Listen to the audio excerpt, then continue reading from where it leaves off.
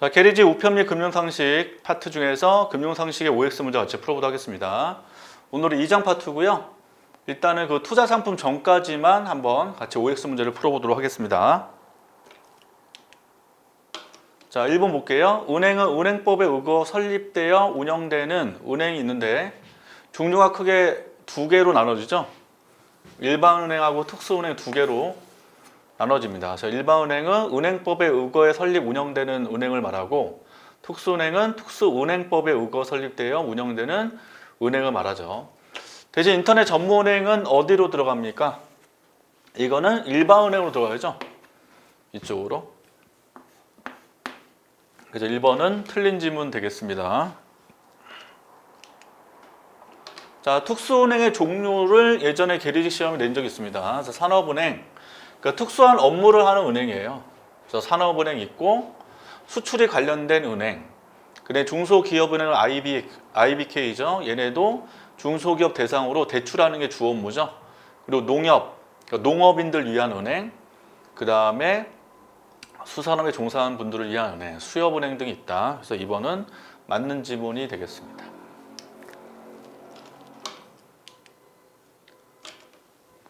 자, 상호저축은행은 지역 서민들과 중소기업을 대상으로 합니다. 주로 여수신 업무, 여신은 줄 여자기 때문에 대출, 수신은 받는 거기 때문에 예금이에요. 그래서 주로 여수신 업무를 수행하고 있고 은행보다는 금리가 일단 높아요, 낮아요? 높아요.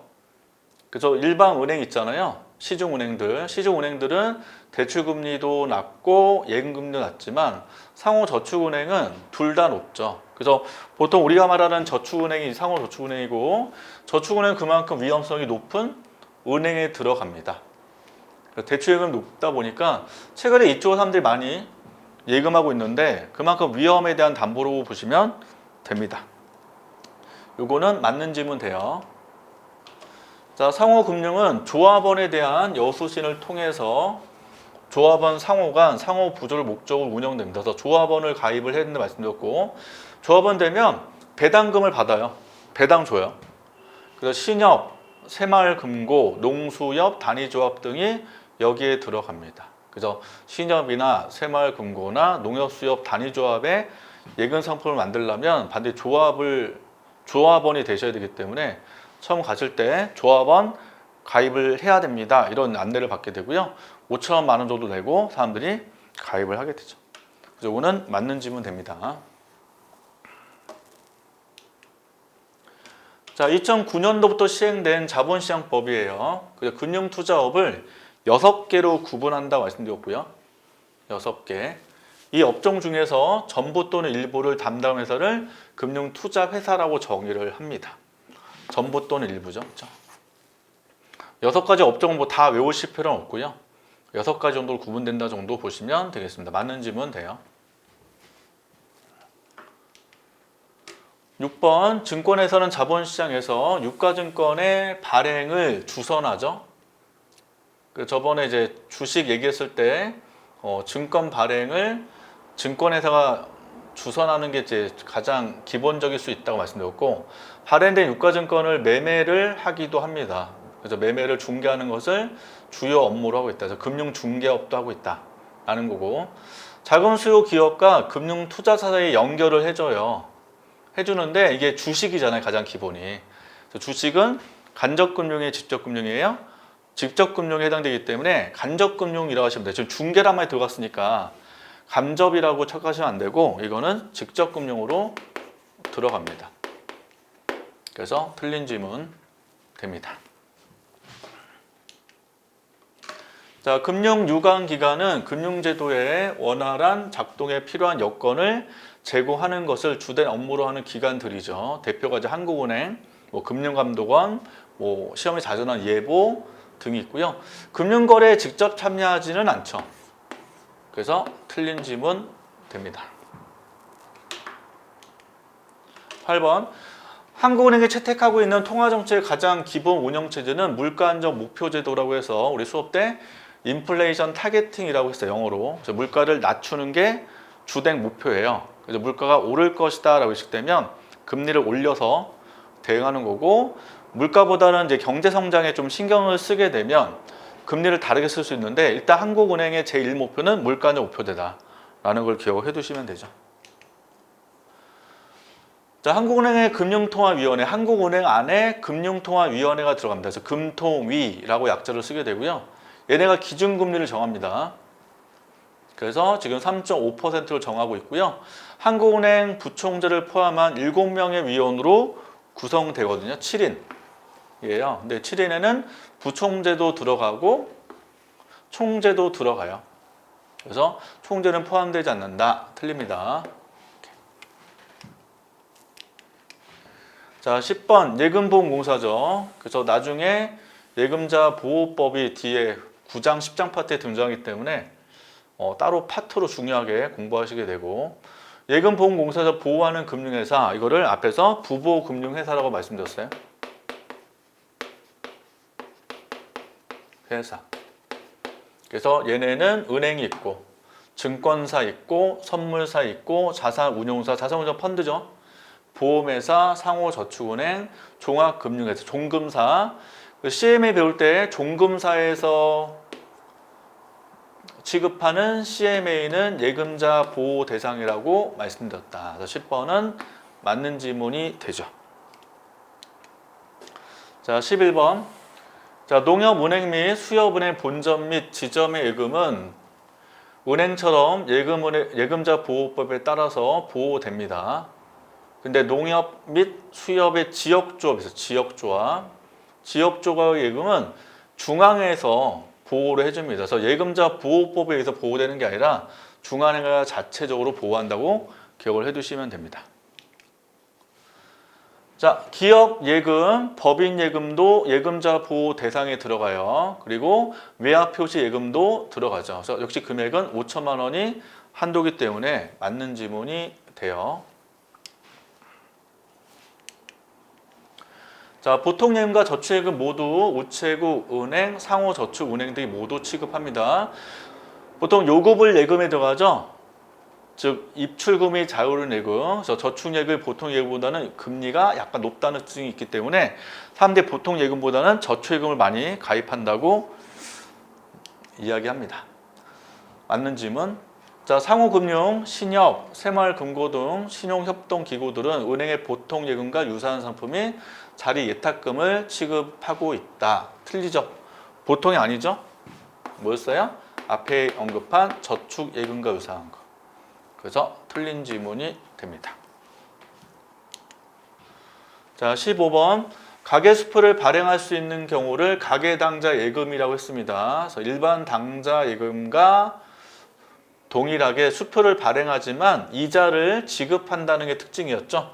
그래서 이자가 지급되지 않는다. 이 지문은 틀린 지문이 되죠.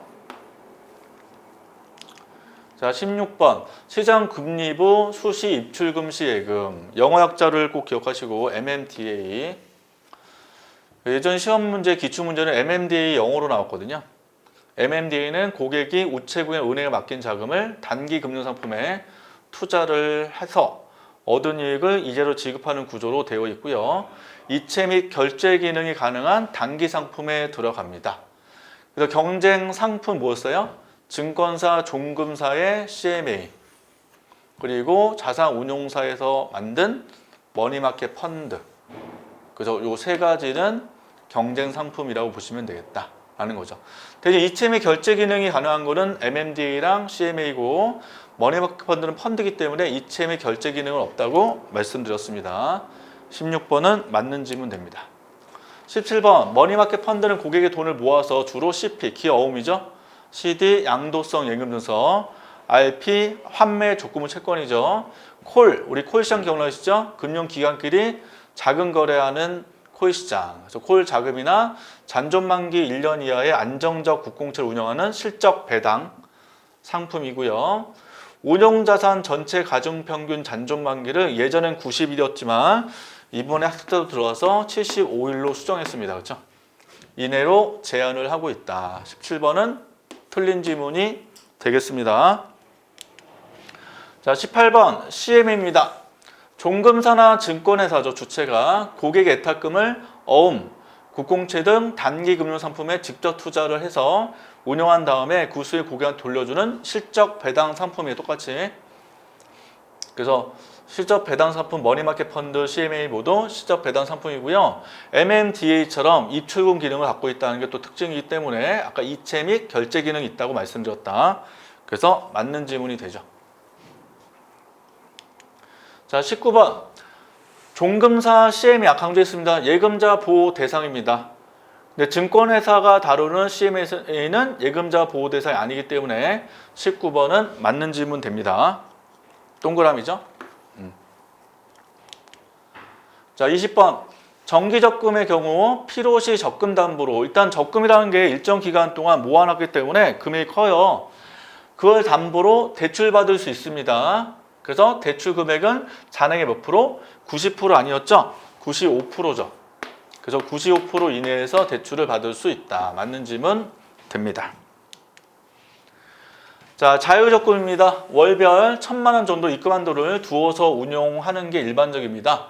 자유니까 돈 넣는 금액을 내가 마음대로 할 수 있죠. 뭐 1억, 2억 이렇게. 근데 1,000만 원 정도로 하고 있고요. 계약기간 2분의 1 경과시 아니었죠? 3분의 2 경과시였어요. 그래서 뭐 1년, 1년 차, 2년 차, 3년 차 이런 식으로 내가 3년 만기로 했을 때 이때 확정금리가 5%라고 해봅시다. 이때 자유적금이기 때문에 1년 차, 2년 차 전부 다 돈을 안 낼 수 있어요. 3년 차에 내가 만약에 뭐 1,000만 원, 월별 1,000만 원 정도니까 여기 한 1억을 넣었다 해서 1년 동안. 그럼 1억에 5%를 줘야 된단 말이에요. 이렇게. 자, 이렇게 되면 알다시피 은행은 손해봐요. 왜냐하면 1년 차부터 1억씩 들어가야 이 돈 가지고 은행들은 자금 운용할 수 있는데 이거 없이 마지막 3년 차에 이렇게 넣게 되면 오히려 은행이 손해보기 때문에 이런 제약을 둔다는 거죠. 그래서 2분의 경과시가 아니라 3분의 2 경과시라는 조건 달았고 이미 적립액의 2분의 1 내에 금액만 입금할 수 있습니다. 그래서 앞에 1년차, 2년차 지금 딱 없으면 기적립액 자체가 지금 없잖아요. 그래서 3년차에 넣는 금액이 훨씬 더 줄어들 수밖에 없을 거다. 그래서 2분의 1이라는 제한이 있다. 그래서 이거는 틀린 지문이 되는 거죠. 자, 정기예금의 경우에 만기 이전에 중도 해지하면 약정 금리보다 낮은 중도 해지율이 적용됩니다. 정기예금이니까 일정 기간 동안 돈을 맡기는 거죠. 만기까지 예치하는 것이 바람직하겠죠. 역시 적금처럼 통상 예금 잔액의 몇 프로? 95%입니다. 이거는 목돈을 한 번에 넣어놨기 때문에 은행 입장에서 위험성이 굉장히 적어요. 그래서 95% 내에서 담보대출을 받을 수 있다는 게 특징이죠. 그래서 22번도 틀린 질문 되겠습니다. 자, 23번. 은행 정기예금과 유사한 상품으로 상호금융, 새마을금고, 신협 등 신용협동기구들이 취급하고 있는 상품을 정기예탁금이라고 합니다. 정기예금과 이름이 비슷하죠. 여기 예탁, 맡긴다는 거잖아요. 예탁. 그래서 요거는 맞는 질문 되겠습니다. 24번. 주가지수 연동된 정기예금, 영어 약자로 ELD입니다. 원금을 안전한 자산에 운용하는 거죠. 만기 시 원금 보장됩니다. 장래 지급할 이자 일부 또는 전부를 주가지수의 움직임에 연동했기 때문에 주가지수 연동된 정기예금이에요. 그래서 주가지수가 올라가면 일반적 이자를 더 주는 게 ELD 상품의 가장 기본이 될 거다. 그래서 파생상품에 투자해서 고수익을 추구하는 상품이 되고요. ELD는 예금자 보호 대상이다 아니다? 시험에 나왔었죠? 예금자 보호 대상이 아니다 아니죠? 이다죠. 예금자 보호 대상입니다. 그래서 틀린 질문이에요. D. 이게 예금이에요. 예금, 정기예금. 정기예금은 예금자 보호가 된다는 거 잊지 마셔라. 자, 25번 CD죠. 양도성 예금 증서란 어디에? 정기예금이에요. 그렇죠? 정기금에 양도성을 부여를 했고요. 양도성은 기본 특징 뭐예요? 무기명이에요. 무기명. 그래서 양도 가능하니까. 그래서 발행해서 이자 지급하는데 복리 아니었죠? 뭐였어요? CD는 할인 발행이었어요. 할인 발행. 그래서 이자 지급 방식이 세 가지 있다고 그랬습니다. 첫 번째 이표, 두 번째 할인, 세 번째 복리예요. 그래서 CD는 할인으로 발행하기 때문에 할인 방식으로 이자를 준다라고 했었죠. 그래서 25번은 틀린 질문 됩니다. 자, 26번 CD는 증권회사에서 발행된 증서를 직접 살 수 있고 은행에서 유통되는 것도 살 수도 있다. 틀렸어요. 발행 주체는 은행입니다. 은행. 유통 주체는 누구예요? 증권회사예요. 이렇게. 26번은 틀린 질문 됩니다. 자, 27번 RP죠. 환매 조건부 채권이에요. 금융회사가 보유하고 있는 국채라든지 지방채라든지 특수채 등을 고객이 사면 환매가 한자죠. 다시환, 매입할 매자예요. 고객이 매입을 하면 일정 기간 지난 다음에 이자를 가산해서 고객으로부터 다시 매입을 해주겠다는 조건으로 운용되는 단기 금융상품에 들어갑니다. 이게 RP의 정의예요.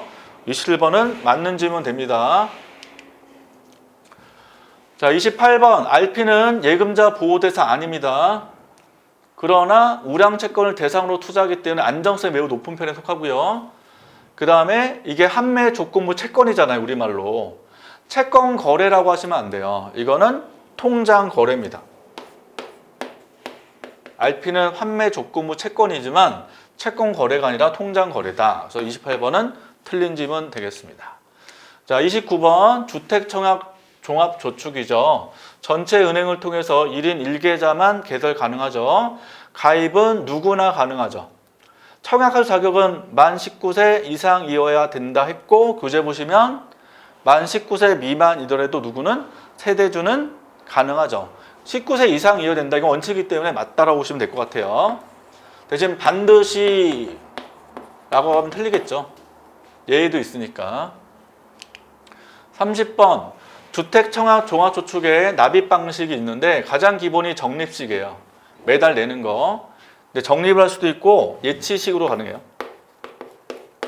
일정 금액을 넣어놓는 거죠. 그래서 둘 다 가능하고 매월 2만 원 이상 50만 원 이내에서 5천 원 단위로 자유롭게 불입할 수 있기 때문에 맞는 질문 됩니다.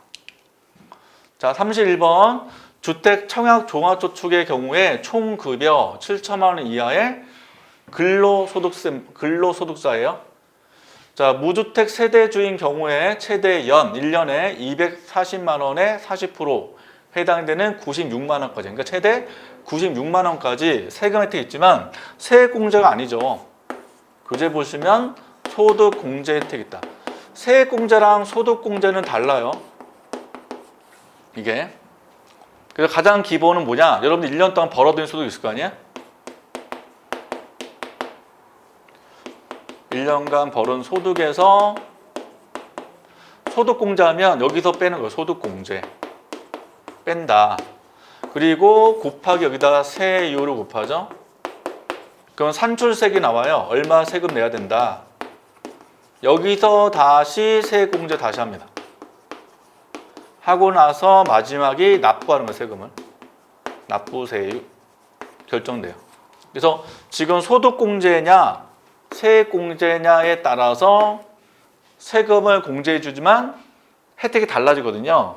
지금 소득공제는 요 세율이 있기 때문에 세율이 높을수록 뺀 금액이 커질 수밖에 없어요. 그래서 부자일수록 소득공제가 원래 좋은 거거든요.